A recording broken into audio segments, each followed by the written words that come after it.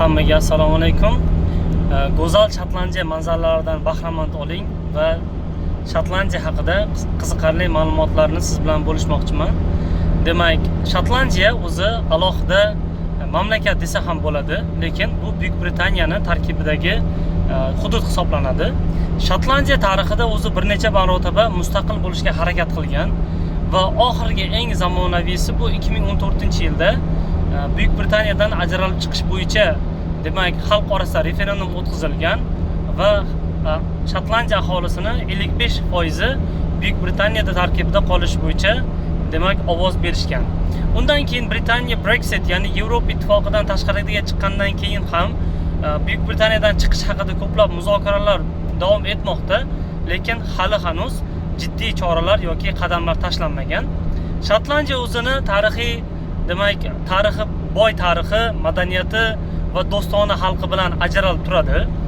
Shimoldagi insonlar janubdagi insonlarga qaraganda ko'proq do'stona ko'rinishadi va o'zingiz ham shaxsan buni guvohi bo'lishingiz mumkin. Shotlandiyaning qiziq tomoni shundan iboratki, garchi Buyuk Britaniyani 30% dan ko'proq hududini egallasa ham, aholi soni atigi Buyuk Britaniyani 8% ni tashkil etadi. 1707-yilda imzolangan Act of Unity deyiladi. Shu shartnomaga asosan England va Scotland o'rtasida shartnoma imzolangan va bu United Kingdom, ya'ni Birlashgan Qirollikni tashkil etishini asosiy tamal toshi hisoblanadi. Wales ham bu shartnomaga asosan Birlashgan Qirollik tarkibiga kirgan.